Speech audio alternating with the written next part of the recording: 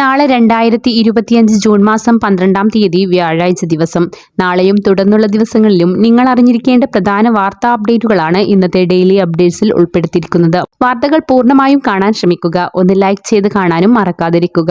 ഒന്നാമത്തെ അറിയിപ്പ് തൊഴിലുറപ്പ് പദ്ധതിയുമായി ബന്ധപ്പെട്ട അറിയിപ്പാണ്. ചരിത്രത്തിലാദ്യമായി തൊഴിലുറപ്പ് പദ്ധതിയിൽ ചെലവ് നിയന്ത്രണത്തിനൊരുങ്ങി കേന്ദ്രം. 2025-26 സാമ്പത്തിക വർഷത്തിന്റെ ആദ്യ പകുതിയിൽ മഹാത്മാഗാന്ധി ദേശീയ ഗ്രാമീണ തൊഴിലുറപ്പ് പദ്ധതി പ്രകാരമുള്ള ചെലവ് വാർഷിക വിഹിതത്തിന്റെ 60%. മെയ് 29-ന് ധനകാര്യ മന്ത്രാലയം ഗ്രാമവികസന മന്ത്രാലയത്തിന് നൽകിയ അറിയിപ്പ് അനുസരിച്ച് പദ്ധതിയുടെ വാർഷിക വിഹിതത്തിന്റെ 60% വരെ, അതായത് 86,000 കോടി രൂപ മാത്രമാണ് സാമ്പത്തിക വർഷത്തിന്റെ ആദ്യ പകുതിയിൽ ചെലവഴിക്കാനാവുക. കഴിഞ്ഞ സാമ്പത്തിക വർഷം പദ്ധതിയിൽ 21,000 കോടി രൂപയുടെ കുടിശ്ശികയുണ്ടെന്നാണ് കണക്ക്. അതിനാൽ സെപ്റ്റംബർ അവസാനം വരെ പദ്ധതിക്ക് 51,600 കോടി രൂപ മാത്രമേ ലഭ്യമാകൂ. അടുത്തൊരു അറിയിപ്പ് സ്വർണ്ണപ്പണയം സംബന്ധിച്ച് പുതിയ മാർഗനിർദ്ദേശങ്ങൾ പുറത്തിറക്കി റിസർവ് ബാങ്ക്. വായ്പ കാലാവധിയും വായ്പ ലഭിക്കുന്ന തുകയുടെ പരിധിയും മാറ്റം വരുന്ന തരത്തിലാണ് നിർദ്ദേശങ്ങൾ. ചെറുവായ്പകൾക്ക് സ്വർണത്തിന്റെ മൂല്യമനുസരിച്ച് കൂടുതൽ തുക വായ്പയായി ലഭിക്കും. 2026 ഏപ്രിൽ മുതലാണ് പുതിയ മാറ്റങ്ങൾ പ്രാബല്യത്തിൽ വരിക. പുതിയ നിർദ്ദേശങ്ങൾ അനുസരിച്ച് 2.5 ലക്ഷം രൂപയിൽ താഴെയുള്ള വായ്പകളിൽ സ്വർണത്തിന്റെ വിപണി വിലയുടെ 85% വരെ വായ്പയായി ലഭിക്കും. നേരത്തെ ഇത് 75% ആയിരുന്നു. 2.5 ലക്ഷം മുതൽ 5 ലക്ഷം രൂപ വരെയുള്ള വായ്പകൾക്കിത് 80%. 5 ലക്ഷത്തിനു മുകളിൽ 75%. വായ്പാ കാലയളവിൽ ഈ മൂല്യം നിലനിർത്തണം. അതുകൊണ്ട് തന്നെ തുടക്കത്തിൽ 85% തുക വായ്പയായി എടുത്താൽ മാസം തോറും പലിശ അടയ്ക്കേണ്ടി വരും. പലിശ മാസം തോറും അടക്കുന്നില്ലെങ്കിൽ തുടക്കത്തിൽ ലഭിക്കുന്ന തുക കുറവായിരിക്കും. ബാങ്കുകളിൽ നിന്ന് വാങ്ങുന്ന സ്വർണ്ണ നാണയം മാത്രമല്ല, ജ്വല്ലറികളിൽ നിന്ന് വാങ്ങുന്ന സ്വർണ്ണ നാണയവും ഇനി പണയം വെക്കാം. പരമാവധി 50 ഗ്രാം വരെയാണ് നാണയം പണയം വെക്കാവൂ എന്ന വ്യവസ്ഥ തുടരുകയും ചെയ്യും. ആഭരണത്തിന് പകരം സ്വർണ്ണ നാണയമാക്കി കൈവശമുള്ളവർക്ക് അത് പണയം വെക്കുന്നതിനുണ്ടായിരുന്ന അനിശ്ചിതത്വമാണ് പുതിയ നിർദ്ദേശത്തിലൂടെ മാറിക്കിട്ടിയത്.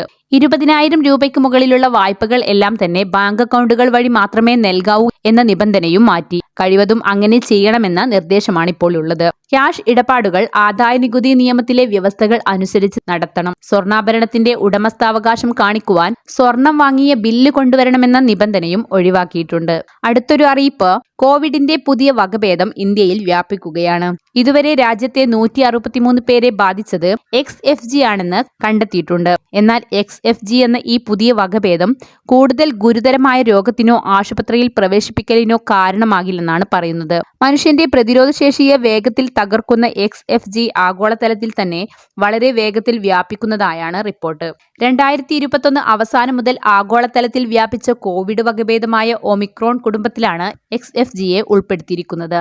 മഹാരാഷ്ട്രയിലാണ് ഏറ്റവും കൂടുതൽ XFG കേസുകൾ റിപ്പോർട്ട് ചെയ്തിരിക്കുന്നത്. കേരളത്തിൽ 15 കേസുകളാണ് റിപ്പോർട്ട് ചെയ്തിരിക്കുന്നത്.